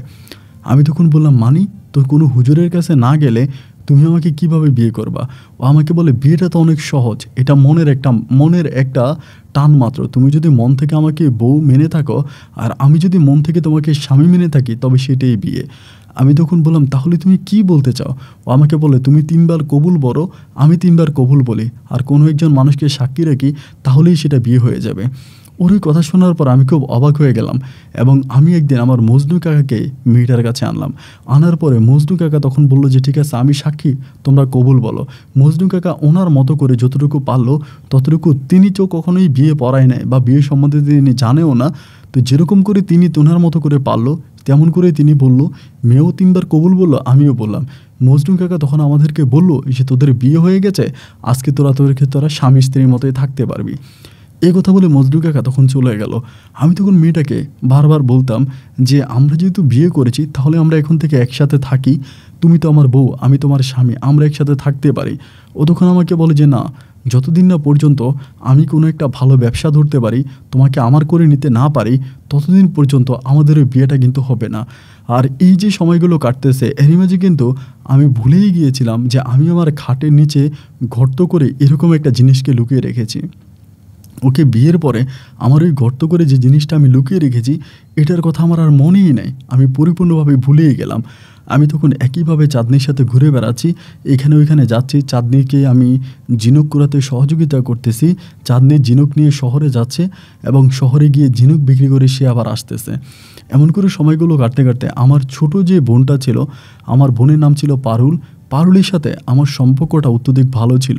একদিন আমি পারুলকে আমার ওই বউ চাঁদনির বিষয়ে বললাম। বলার পরে পারুল তখন আমাকে বলল যে ভাইয়া একদিন আমাদের বাড়িতে নিয়ে আসো, মেয়েটাকে আমি দেখব। আমি তো এখন তো ধরেন একটা মেয়েকে চাইলেই বাড়িতে নিয়ে আসা যায়, পরিবারের সাথে দেখা করানো যায়, কিন্তু সেই সময় এগুলোর প্রতি অনেক নিষেধাজ্ঞা ছিল। কোনো মেয়েকে চাইলে বাড়িতে আনা যেত না এবং মেয়েরা সে সময় খুব পর্দা করে চলাফেরা করতো। আমার বোন তখন আমাকে বলতেছে যে আমাকে মেয়েটাকে দেখাও, আমি আমার বান্ধবী পরিচয় দিয়ে বাড়িতে নিয়ে আসব। আমি তখন বললাম যে ও তো দেখতে তোর চেয়ে অনেক বড়, এরকম একটা মেয়েকে কেন বাড়িতে আনবো, বা বাড়িতে আনলে তো বাবা মা বিশ্বাস করবে না। পারুল আমাকে বলে ভাইয়া আমি নিয়ে আসবো, তুমি চিন্তা করো না, তুমি শুধু দেখাও। এরপরে মেয়েটা সাগর পাড়ে আরবার আসলো। আসার পর আমি তখন পারুলের সাথে দেখা করাই দিলাম। পারুল মেয়েটাকে দেখে বুকে জড়িয়ে ধরলো। মেয়েটাও পারুলের সাথে খুব ক্লোজ হয়ে কথা বললো। সেদিন সর্বপ্রথম মেয়েটা আমাদের বাড়িতে গেল। পারুল তার বান্ধবী পরিচয় দিয়ে বাড়িতে নিয়ে গেল এবং মাও মেয়েটাকে দেখে খুব অবাক হয়ে গেল। মাও মেয়েটার সাথে অনেক কথা বলার জন্য চেষ্টা করলো। মা বলল যে তুমি কি খাবা, তোমার কি খেতে ইচ্ছে করে তুমি বলো। বারবার মেয়েটাকে অনেক কিছু খাওয়ার জন্য অনুরোধ করলো, কিন্তু মেয়েটা আমাদের ঘরে এক গ্লাস পানিও পান করলো না। মা হাতে পিঠা দিল, এটা দিল, ওইটা দিল, কোনো কিছুই মেয়েটা খাচ্ছে না। এরকম করে প্রায় 2 মাসের মতো কেটে গেল। এই 2 মাস মাঝে মাঝে পারুলের বান্ধবী পরিচয়ে আমাদের বাড়িতে আসতো এবং আমাদের বাড়ি থেকে যেত। আমি তার সাথে থাকার জন্য অত্যাধিক চেষ্টা করতাম, কিন্তু কোনোভাবে তার সাথে আমার থাকা হতো না। ও কোনোদিনও আমার সাথে থাকার চেষ্টা করতো না। আমি যতই তার সাথে থাকার জন্য চেষ্টা করতাম, বাট ও আমার সাথে থাকতো না। আমি ওকে ঝিনুক কুড়িয়ে দিতাম এবং ওর ওই ঝিনুক কুড়াতে যেরকম সহযোগিতা প্রয়োজন হয়, সাহায্যের প্রয়োজন হয়, সমস্ত সাহায্য আমি ওকে করতাম। দেখা যায় যে দিনের বেশিরভাগ সময় আমার সাগর পাড়ে ঝিনুক কুড়াতেই কেটে যেত। বিভিন্ন রং বেরঙের ঝিনুক আমি তাকে দিতাম এবং সেই এই ঝিনুকগুলো নিয়ে যেত। এইভাবে সময়গুলো কাটতেছে, 2.5 মাসের মতো তখন কেটে গেল। একটা পর্যায়ে আমি তখন তাকে প্রেশার দিলাম যে তুমি আমাদের বাড়িতে চলে আসো, তুমি যেহেতু মুসলিম হয়েছো, আমাদের পরিবারের সাথে থাকো, আমার বোন তোমাকে চিনে, আমার মা তোমাকে চিনে, আমার বাবা তোমাকে চিনে, সবাই তোমাকে চিনে, তাহলে আমাদের পরিবারে যেতে তোমার সমস্যা কোথায়? তুমি তো মুসলিম হয়েই গেছো, সুতরাং তুমি আমাদের পরিবারে চলে আসো। এই কথা বলার পরে সে আমাকে বলে আমি জাস্ট অল্প কয়েকটা দিনের ভিতরে আমি তোমার সাথে তোমাদের পরিবারে যাব, তুমি কোনো চিন্তা করো না, আমাকে আর অল্প কয়েকটা দিন সময় দাও। আমি ভাবলাম হয়তো তার পারিবারিক কিছু সমস্যা আছে এবং সেটা সমাধান হওয়ার পরেই ও সম্ভবত চলে আসবে, এমন একটা বিশ্বাস তার উপরে আমার ছিল। কিন্তু দিনগুলো পাস হচ্ছে, সে আর আসে না। এমন করতে করতে একদিন শনিবার ছিল। শনিবারে সকালবেলা সে ঝিনুক কুড়াচ্ছে, আমি তখন বসে আছি এবং ঝিনুক কুড়াতে কুড়াতে সে হঠাৎ করে আমার কাছে আসছে। তখন প্রায় ঘড়ির সময় 9টা থেকে 9:30 মতো বাজে, আমার আনুমানিক একটা ধারণা। ও আমার কাছে এসে বলতেছে যে নুরু আমি এমন একটা জিনিস পেয়েছি, তোমাকে দেখাবো, কিন্তু আমি না বুঝতেছি না জিনিসটা কি, কিন্তু আমার কাছে মনে হচ্ছে যে এটা বড় কোনো গুপ্তধন হবে। আমি তখন বললাম গুপ্তধন মানে তুমি কি পাইছো? ও আমাকে বলে তুমি কি দেখবা? আমি বললাম যে হ্যাঁ দেখবো। ও তখন কী করলো, ওর হাত থেকে তখনও একটা জিনিস বের করলো এবং যে জিনিসটা দেখতে একেবারে অবিকল। আমি বেশ কয়েক মাস আগে আমার খালাম্মার বাড়ি থেকে যে জিনিসটা এনেছিলাম একেবারে দেখতে সেম একই রকম। আমি তখন ওর হাতে এটা দেখে আমার হঠাৎ করে আমার ওই জিনিসটার কথা মনে পড়েছে। আমি জানি না কে কী মনে করবে, আমি এই কয়দিনের মাঝে একেবারেই সম্পূর্ণ ভুলে গিয়েছিলাম যে আমি আমার ঘরের নিচে এমন একটা জিনিস লুকিয়ে রেখেছি, এটা আমার মনেই ছিল না। ওর হাতে যখন আমি সেম এরকম আরেকটা জিনিস দেখলাম, তখন আমার হঠাৎ করে মনে হলো আমি আমার ঘরের ভিতরে এমন একটা জিনিস লুকিয়ে রেখেছি। আমি তখন চাঁদনিকে বললাম যে চাঁদনি এটা তুমি কোথায় পেয়েছো? ও আমাকে বলে আমি সাগরের মধ্যে পেয়েছি, বাট পেয়ে আমি তোমার জন্য দৌড়িয়ে নিয়ে আসছি। জিনিসটা কি দেখো তো, তুমি যেহেতু সাগর পাড়ে থাকো, এই জিনিস তো তুমি এর আগে মনে হয় আরও দেখেছো, তোমার কাছে জিনিসটাকে কি মনে হয়? আমার ভিতর তখন মুচুর দিয়ে উঠলো এবং মুচুর দিয়ে ওঠার সাথে সাথে আমি তখন এই জিনিসটা হাতে নিলাম এবং হাতে নেওয়ার পরে আমার ঘরে যে জিনিসটা আছে ওর হাতে যে জিনিসটা, দুটো জিনিস একই রকম, আকার অনেকটা বড় এবং গরম। হাতে নেওয়ার পরে যেরকম একটা গরম ভাব হয়, এরকম একটা গরম ভাব আমার ভিতরে হচ্ছে। আমি তখন বললাম চাঁদনি আমি তো তোমাকে একটা গুরুত্বপূর্ণ কথা বলতে ভুলেই গেছিলাম। ও ও আমাকে বলে, কী কথা? আমি বললাম, জানো, বেশ কয়েক মাস আগে আমি আমার চট্টগ্রামে খালার বাড়িতে বেড়াতে গিয়েছিলাম। খালার ওই খালের ভিতরে, খালের মধ্যে রাতের বেলায় মাছ ধরতে গিয়েছিলাম। খালের পাড় থেকে ফিরে আসার সময় আমি মন্দিরের সামনে ঠিক এরকম একটা জিনিস পেয়েছিলাম। ও আমাকে বলে, কি বলো তুমি, এরকম জিনিস? আমি বললাম, হ্যাঁ, এরকম জিনিস। আমাকেও বলে, দেখো, আমিও তো না বুঝতেছি না যে এইটা কী। আমি বললাম, একেবারে আমার আর তোমার জিনিসটা দেখতে অবিকল একই রকম। ও আমাকে বলে, আমি তো জানি না এটা এরকম হবে কেন। না, আমি তো জানি না এরকম হবে কেন। এরকম করে কথা বলতে বলতে আমি তখন তাকে বললাম যে, চাঁদনি, তুমি কি দেখবা আমি যেটা পেয়েছি আমারটা কীরকম? ও আমাকে বলে, হ্যাঁ। ওই সময় সাগর পাড়ে খুব বেশি মানুষ ছিল না। আমি তখন বললাম, তুমি বাড়ির মধ্যে চলো, আমারটা আমি বের করে এনে তোমাকে দেখাই, এবং দুইটা জিনিস একই রকম। ও আমাকে বলে যে, না, তুমি যাও, তোমারটা নিয়ে আসো, তারপরে দেখব। এটা বলার পরে আমি তখন বাড়ির মধ্যে গেলাম, ওকে ওই সাগর পাড়ে রেখে বাড়িতে গিয়ে ঘরের ভিতরে ঢুকলাম, ঢুকে দরজাটা আটকায় দিলাম। আমি তখন আমার মনে মনে ভয় পাচ্ছিলাম যে আমার এই জিনিসটা আছে কি না, কারণ অনেক দিন তো হয়ে গেল আমি এটাকে ধরি না, এটার কাছে যাই না, এটার কোনো খোঁজ খবরও নেই না। হয়তো এটা হারিয়েও যেতে পারে, বা এরকমও হতে পারে, বা অন্য কেউ এটা পেয়েও যেতে পারে। আমি পুনরায় মাটি করার পরে দেখলাম যে জিনিসটা ঠিক যেখানে রাখলাম সেখানেই পড়ে আছে, এবং একই রকম সুন্দরভাবে আছে। আমি তখন আমার গেঞ্জি দিয়ে ওটা পেঁচিয়ে রেখেছিলাম। আমি তখন একইভাবে গেঞ্জি দিয়ে পেঁচিয়ে প্লাস্টিকের ব্যাগে ঢুকে নিয়ে বের হচ্ছিলাম। মা তখন আমাকে জিজ্ঞেসও করেছিল একবার, কই নিয়ে যাচ্ছিস, ব্যাগে কি? আমি তখন মাকে কিছু বললাম না। জিনিসটা নিয়ে আমি তখন ডিরেক্টলি চাঁদনির কাছে চলে আসি। চাঁদনির কাছে আসার পরে চাঁদনিকে তখন আমি জিনিসটা দেখাই। চাঁদনি তখন অনেক বড় বড় চোখ করে এটার দিকে তাকায়, তাকিয়ে বলতেছে, দেখো, দুইটা জিনিস তো দেখতে একই রকম। ও তখন আমারটা হাতে নিল এবং ওরটাও হাতে নিল, দুইটা ও একসাথে নাড়াচাড়া করতেছে। ও বলে যে, দেখেছো, আমরা এমন একটা জিনিস পেয়েছি যেটা তুমি অনেক মাস আগে পেয়েছো, আমি অনেক মাস পরে পেয়েছি। দুইটা জিনিসের মাঝে মোটামুটি ভালো একটা কিছু আছে আমার কাছে মনে হচ্ছে। আমি তখন বললাম যে, চাঁদনি, আসলেই তো আমি অবাক হয়ে যাচ্ছি, তো দিয়ে দাও আমারটা, আমি তোমারটা আমার কাছে দিয়ে দাও, আমি একসাথে মাটির নিচে গর্ত করে রাখি। এই জিনিসটা আমরা কোনো খোনার বা কবিরাজ অথবা আমরা কোনো স্বর্ণকারের দোকানে দেখাবো জিনিসটা কি, তখন তারাই বলে দিবে। কিন্তু চাঁদনি তখন হঠাৎ করে আমাকে বলে যে, না, তোমারটা তুমি নিয়ে যাও, আমারটা আমি নিয়ে যাই, কালকে তোমারটা তুমি নিয়ে আইসো, আমারটা আমি নিয়ে আসবো, এরপরে আমরা একসাথে কোনো একটা স্বর্ণকারের দোকানে গিয়ে দেখাবো জিনিসগুলা কি। আমি তখন বললাম যে, আচ্ছা ঠিক আছে। পরে ও আমাকে আমারটা দিয়ে দিল। আমি তখন আমারটা হাতে করে ঘরে নিয়ে গেলাম। ও তখন এখান থেকে চলে গেল। পরের দিন আসবে, পরের দিন আসলে এটা আমরা স্বর্ণকারের দোকানে দেখাবো। এর পরের দিন বরাবরের মতো প্রায় ঘড়ির সময় 8টার দিকে ও তখন আসলো। ও আসার পরে আমি ওকে দেখে খুব অবাক হয়ে গেলাম। ওর মুখটা কেমন জানি অনেক মলিন ছিল। আমি বললাম যে, কী হয়েছে, তোমার মন খারাপ কেন? ও তখন আমাকে বলে, তোমাকে একটা কথা বললি তুমি কি রাগ করবা? আমি তখন বললাম যে, না, আমি রাগ করবো না। ও আমাকে বলে, আমি যদি তোমার সাথে বেশ কয়েকদিন দেখা না করি এবং বেশ কয়েক বছর পরে যদি আমি তোমার কাছে আসি, ধরো আরও এরকম হলো যে 30 বছর 40 বছর পরে তোমার কাছে আসবো, তখন কি তুমি আমাকে গ্রহণ করবা? তুমি কি আমার জন্য অপেক্ষা করবা আমি যদি তোমার কাছে ফিরে না আসি? আমি তখন বললাম, এসব তুমি কি বলছো চাঁদনি, তোমার কথা তো আমি কিছুই বুঝতে পারছি না। ও তখন একটা অট্ট হাসিতে মেতে উঠলো, মেতে উঠে বলে, তোমার সাথে দুষ্টামি করেছি। আমি তখন বললাম, মানি, এরকম করে কেউ কি দুষ্টামি করে? ও বলে, না। আমি বললাম, এই, তুমি কি তোমার পাথরের খণ্ডটা এনেছো? আমরা তো দুইটা আজকে দোকানে দেখানোর কথা। আমাকে বলে, তুমি কি তোমারটা এনেছো? আমি বললাম, হ্যাঁ, আমারটা তো আমি সাথে করে এনেছি। ও বলে, আয় হায়, আমি তো আমার টানতে ভুলেই গিয়েছি। আচ্ছা ঠিক আছে, তুমি কোনো টেনশন করো না, তুমি একটু দাঁড়াও, আমি বাসায় গিয়ে আমারটা আমি নিয়ে আসছি। আমি বললাম, আচ্ছা ঠিক আছে, তুমি যাও, তোমারটা বাসা থেকে নিয়ে আসো। আনলে পরে আমাদের এখানেই স্বর্ণকারের দোকান আছে, ওই স্বর্ণকারের দোকানে গিয়ে আমরা দুটো জিনিস দেখালেই বুঝতে পারবো জিনিসগুলো কি। ওসব আমাকে বলে, ঠিক আছে তুমি থাকো, আমি নিয়ে আসছি। এটা বলে ও তখন ওর জিনিসটা আনতে গেল, কিন্তু বেশ অনেকটা সময় পেরিয়ে গেল, ও আর ফিরে আসলো না। ও আর আসে না। আমি ওর জন্য অপেক্ষা করছি। অপেক্ষা করতে করতে প্রায় সকাল গড়িয়ে দুপুরের কাছাকাছি হয়ে গেল, কিন্তু ও আর আসে না। সে সময় কিন্তু মোবাইলের কোনো জামানা ছিল না যে ওকে আমি ফোন করে পাবো, বা ফোন করার কোনো জামানা ছিল না, কোনো মোবাইলের প্রচলন নাই বললেই চলে। আমি তখন আস্তে আস্তে ওই বাড়ির দিকে হাঁটতেছি, যে বাড়িতে ও থাকতো, বলতো যেখানে ঘর ভাড়া দিত, সেই ঘর ভাড়ায় ও থাকতো, মানে এখনকার সময় যেগুলো আবাসিক হোটেল আর কি, এরকম। আমি তখন ওই দিকে হাঁটতেছি এবং সেই মহল্লার মধ্যে ঢুকে গেলাম, এবং ঢুকে সে বাড়ির ভিতরে গেলাম। সেখানে আমি ওকে আর দেখতে পাচ্ছি না। এদিকে ওদিকে বিভিন্ন দিকে খোঁজাখুঁজি করছি, আমি ওকে আর দেখতেই পাচ্ছি না। দেখতে না পারার পরে একটা সময় সেই বাড়ির যিনি মালিক ছিল, জমিদার যাকে বলে, আমি জমিদার মহোদয়কে বললাম যে, জমিদার আঙ্কেল, চাঁদনি কোন বাসায় থাকে? উনি আমাকে বলে, চাঁদনি? চাঁদনি কে? আমি বললাম যে আপনাদের বাসায় যে ভাড়া থাকে চাঁদনি নামের একটা মেয়ে কোন রুমে থাকে? ওই রুমগুলো তখন এক একটা করে রুম আলাদা ছিল। তিনি আমাকে বলে, আমার বাসায় চাঁদনি নামের কোনো মেয়ে ভাড়া থাকে না তো। আমি তখন বললাম, কী বলেন আপনি? চাঁদনি নামের কোনো মেয়ে ভাড়া থাকে না মানে? আমি তো জানি যে চাঁদনি আপনার এখানে ভাড়া থাকে।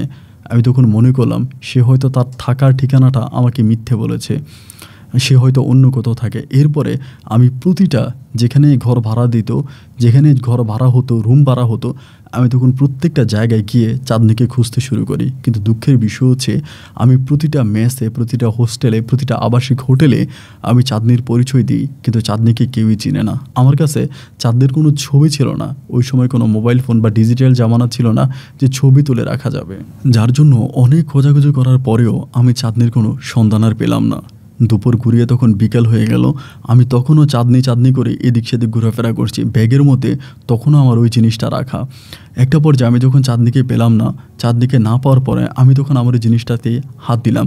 হাত দিয়ে আমার কাছে জিনিসটা আগে অনেক গরম লাগলেও এখন জিনিসটা কেমন জানি একটু অন্যরকম হয়ে গেল। আমি তখন এটা নিয়ে বাড়িতে রাখলাম। বাড়িতে রাখলাম বলতে আগের মতো মাটির নিচে রাখি নাই। আমি যেই খাটে ঘুমাইতাম খাটের নিচেই আমি প্লাস্টিকের মতো পেঁচিয়ে, কাপড় দিয়ে পেঁচিয়ে রাখি। কিন্তু এরপরেও আমি এর পরের দিনও চাঁদনিকে বিভিন্ন জায়গায় এখানে ওইখানে খোঁজাখুঁজি করতেছি, কোথাও আমি পাচ্ছি না। আমি চাঁদনিকে সারাদিন খুঁজে বিকেলবেলা যখন বাড়ি আসলাম, বাড়ি আসার পরে দেখলাম আমার ওই সাদা যে জিনিসটা, পাথরের মতো যে জিনিসটা, ওই জিনিসটা নিয়ে আমার ছোটো বোন খেলা করতেছে পাশের বাড়ির একটা মেয়ের সাথে। আমি তখন দৌড়ে ছোটো বোনের হাত থেকে এটা টান দিয়ে নিলাম, নিয়ে বলতেছি, কী রে তুই এটা নিয়ে খেলতেছিস? এটা আমার কাছে দে। আমি তখন ওর কাছ থেকে এটা নিলাম এবং নিয়ে সন্ধ্যার পর তখন স্বর্ণকারের দোকানে গেলাম, গিয়ে জিনিসটা দিলাম, দিয়ে বললাম যে জিনিসটা কি একটু চেক করেন তো। তিনি আমাকে বলে, এটা একটা পাথরের টুকরো, আর কিছুই না। জল করে জ্বলতে থাকে, এটা নাকি একটা ভালো পাথরের টুকরো আর একটা টুকরো। আমি তখন এটা পাথরের টুকরো মনে করে ওখান থেকে নিয়ে আসলাম, এনে ছোটো বোনের হাতে দিলাম। ছোটো বোন খেলা করতেছে এর সাথে ওর সাথে। কিন্তু দিনের পর দিন পেরিয়ে গেল, আমি আর চাঁদনির কোনো সন্ধান পেলাম না। একটা বিষয় তখন হঠাৎ করে আমার মাথায় খেলতে শুরু করলো। চাঁদনি আমার সাথে এতগুলো মাস ধরে আমার সাথে ছিল, আমার সাথে প্রেমের সম্পর্ক করলো, আমাকে মজনু কাকার সামনে বিয়ে পর্যন্ত করলো, কাকার মতো করে আমাকে বিয়ে পড়ালো, সে কলমা পর্যন্ত পড়লো, এত কিছু হলো। তারপরেও চাঁদনি কেন হঠাৎ করে আমাকে ছেড়ে চলে গেল? যেদিন চাঁদনির সাথে আমার ওই পাথর বা যেটাই হোক আদান প্রদান হলো, চাঁদনি দুটো জিনিসই একসাথে নিল। নেওয়ার পরে আমারটা আমাকে ফিরিয়ে দিল, নাকি ও হাতে করে যেটা এনেছে সেটা আমাকে দিয়ে আমার জিনিসটা চাঁদনি নিয়ে গেল? এটা কি খুব মূল্যবান কোনো জিনিস যেটা পাওয়ার পরে চাঁদনি আমাকে ছেড়ে চলে গেল? আমার মনের ভিতর তখন আরও একটা প্রশ্ন বাসা বাঁধলো। এই জিনিসটা যদি খুব মূল্যবান জিনিস চাঁদনি বুঝে যাবে, তাহলে এর পরের দিন সে কেন আবার পুনরায় আমার সাথে দেখা করতে আসলো? কেন সে আমাকে বলল যে আমি যদি তোমার সাথে 30 বছর 40 বছর পরেও দেখা করি, আমি যদি তোমার সাথে 30 বছর 40 বছর তোমার সাথে আমার দেখা না হয়, তাহলে কি তুমি আমাকে ভুলে যাবে? তুমি কি অন্য কারোর সাথে সম্পর্ক করবে? তুমি কি আমাকে মনে রাখবে? ধরো আমি 30 বছর পর তোমার কাছে আসছি, তখন কি আমাকে তুমি গ্রহণ করবে? এই কথাগুলো চাঁদনি আমাকে কেন বলল? এক মর্মে আমার কাছে মনে হয় যে চাঁদনি আসলেই কোনো মানুষ ছিল না, সে ছিল কাল নাগিনী। এবং নাগিনী রূপে সে আমার কাছে আসলে আমার কাছ থেকে জিনিসটা নিতে পারতো না, যার জন্য মানুষের রূপ নিয়ে সে আমার কাছে আসে এবং আমার কাছে এসে সে আমার জিনিসটা খুব কৌশলে আমার কাছ থেকে নিয়ে চলে যায়। আসলে ও কোনো মানুষ ছিল না। যদি মানুষই থাকবে, তাহলে যে বাসায় ও থাকবে বলল, যে বাসার ঠিকানাও আমাকে দিল, ওই বাসায় গিয়ে আমি কেন জানতে পারলাম না চাঁদনি নামের কেউ এখানে ছিল? এবং জিনুক করানোর জন্য অনেক মেয়েরাই বিভিন্ন শহর থেকে আসতো, ওদের অনেকের সাথে আমি কথা বলেছি, কিন্তু চাঁদনি নামের কাউকে তারা চিনেই না। ও চাঁদনির মুখের বর্ণনা, রূপের বর্ণনা, চেহারার বর্ণনা দেওয়ার পরে তারা কেউ চাঁদনিকে চিনতেই পারলো না। বিয়ে করে 3 মাস হয়ে গেল, একদিনও আমি চাঁদনির সাথে শত চেষ্টা করেও থাকতে পারলাম না, তার সাথে ক্লোজ হয়ে একটু বসতে পারলাম না, তার শরীরে ঠিকমতো হাতও দিতে পারলাম না। আমাদের বাড়িতে চাঁদনি আসার পরেও কোনো দিন চাঁদনি আমাদের ঘরে এক গ্লাস পানি পর্যন্ত খেলো না। তাহলে আদতও চাঁদনি কে ছিল? কারো মতে চাঁদনি একটা প্রতারক মেয়ে ছিল, যে কিনা আমার জিনিসটা পেয়ে চলে গেল। কারো মতে চাঁদনি একজন ভয়ঙ্কর কালসাপ ছিল এবং কালসাপের রূপ নিয়ে আমার কাছে আসেনি, মানুষের রূপ নিয়ে এসে কালসাপের ওই মণিটা আমার কাছ থেকে নিয়ে গেল। কেউ বলে নাগিন, কেউ বলে কালসাপ, কেউ বলে প্রতারক মেয়ে। চাঁদনি আসলেই কি সেটা আমি জানি না। তবে চাঁদনি যে আমাকে কথাটা দিয়েছিল 30 বছর পরে যদি চাঁদনি আমার কাছে আসে, আমি তাকে গ্রহণ করব কিনা। আমি 30 বছর পরেও যদি চাঁদনি আমার কাছে আসে, আমি তাকে গ্রহণ করব, আমি তাকে ভালোবাসবো এবং এই চাঁদনিকে 3 মাস ভালোবেসে বিয়ে করা আমার বউ চাঁদনির জন্য আমি আজও অপেক্ষা করছি। চাঁদনি যদি আমার শেষ বয়স আমার কাছে ফিরে আসে, আমি তাকে বিয়ে করব, আমি তাকে স্ত্রীর মর্যাদা দিব। চাঁদনিকে আমি এতটাই ভালোবেসেছি যে চাঁদনির পরে জীবনে দ্বিতীয় কাউকে ভালোবাসা আমার পক্ষে আর সম্ভব হয়নি। আমাকে আমার বাবা মা অনেক মেয়ে দেখিয়েছে, বিয়ে করানোর জন্য অনেক চেষ্টা করিয়েছে।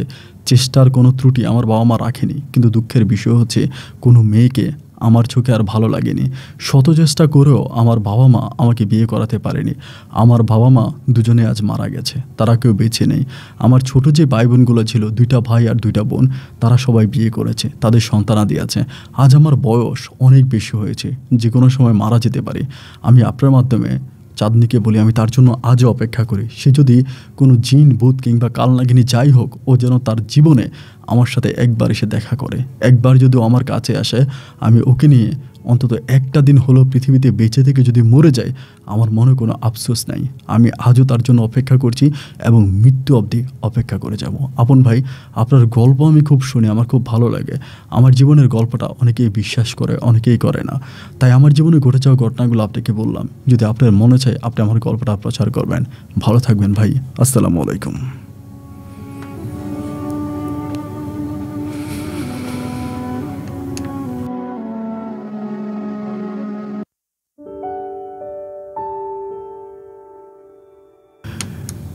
প্রিয় বন্ধুগণ, সবাইকে অনেক বেশি ধন্যবাদ এতক্ষণ পর্যন্ত কক্সবাজার ভাই নুরু মিয়ার জীবনের বাস্তব গল্পটা শুরু থেকে শেষ পর্যন্ত আমার মুখ থেকে শোনার জন্য। নুরু মিয়ার এই জীবনের গল্পটা বলাতে ওনাকে সাহায্য করেছে ওনার সবচেয়ে ছোট যে বোন আছে, ছোট বোনের মেয়ে, ছোট বোনের একটা মেয়ে এই গল্পটা লেখাতে সাহায্য করেছে, যার নাম হচ্ছে নীলিমা। নীলিমা মেয়েটা এই গল্পটা লেখাতে সাহায্য করেছে। নীলিমাকে অনেক ধন্যবাদ। এই মেয়েটা না থাকলে হয়তো নুরু মিয়া আমার গল্প শুনে ঠিক আছে, কিন্তু গল্প যে লিখে পাঠাতে হয়, কীভাবে পাঠাতে হয়, এই সিস্টেমটা উনি জানে না। নীলিমা ওনাকে সহযোগিতা করেছে এবং তিনি বলেছে নীলিমা আমাকে লিখে পাঠিয়েছে। চমৎকার রকম খুবই সুন্দর ভালো লাগে একটা গল্প, যেটা আমার হৃদয় স্পর্শ করেছে এবং ভীষণ ভালো লেগেছে। জানি না গল্প আপনারা যারা শুনেছেন আপনার কাছে কেমন লেগেছে। দুঃখের বিষয় হচ্ছে নুরু মিয়া আজও মনে করে যে 3 মাস ভালোবেসে বিয়ে করা এই চাঁদনি মানুষ ছিল এবং কোনো একদিন তার কাছে ফিরে আসবে। সেই ফিরে আসার জন্য নুরু মিয়া আজও তার জীবনের শেষ প্রান্তে এসেও সে তার চাঁদনির জন্য অপেক্ষা করছে এবং তার দৃঢ় বিশ্বাস আছে চাঁদনি ফিরে আসবে। আমার কাছে গল্পটা কেমন জানি একটু অন্যরকম মনে হচ্ছে। নুরু ভাইয়ের মতে আমার কাছে ঠিক তেমনই মনে হচ্ছে। কোনো একবার মনে হচ্ছে যে চাঁদনি যেহেতু বলল সে হিন্দু এবং হিন্দু মন্দিরের সামনেই উনি ওনার এই জিনিসটা পেয়েছে, তার মানে সত্যি চাঁদনি কোনো নাগিন বা কোনো কিছু হতে পারে। সে মানুষের রূপ নিয়ে নুরু মিয়ার সাথে সম্পর্ক করে তার কাছ থেকে জিনিসটা খুব কৌশলে হাতিয়ে নিয়েছে। আবার এরকমও মনে হয় যে খুব দামি একটা জিনিস নুরু মিয়ার কাছ থেকে সে নিয়ে গেছে এবং নিয়ে যাওয়ার পরে যখন বুঝতে পারলো জিনিসটা এতটাই মূল্যবান, তাহলে সে চলে গেছে। এটা আসলে হতে পারে না, কারণ এরকম একটা জিনিস তো নুরু মিয়ার হাতেও ছিল। নুরু মিয়ার হাতেও তো ছিল, ওর হাতেও ছিল। যদি ওরটা মূল্যবান হবে তাহলে তো নুরু মিয়াটা নেওয়ার জন্য অপেক্ষা করতো, নুরু মিয়াটাও নিয়ে যেত। আমার কাছে 90% মনে হচ্ছে মেয়েটা আসলেই কোনো মানুষ ছিল না। আপনাদের কাছে কী মনে হচ্ছে আপনারা কমেন্ট বক্সে লিখবেন। লিখলে শেষ বয়সে নুরু মিয়া হয়তো আমার এই গল্প প্রচারের মাধ্যমে সান্ত্বনা নিয়ে কবরে যেতে পারবে। বন্ধুরা, সবাই ভালো থাকবেন, সুস্থ থাকবেন এবং সুস্থ থাকার প্রত্যাশা আমি আপনার আজকের মতো এখানেই বিদায় নিচ্ছি। দেখা হবে আপনাদের সাথে আমার অন্যদিন অন্য করা বাস্তব জীবনের গল্প নিয়ে। আল্লাহ হাফেজ অ্যান্ড আসসালামু আলাইকুম।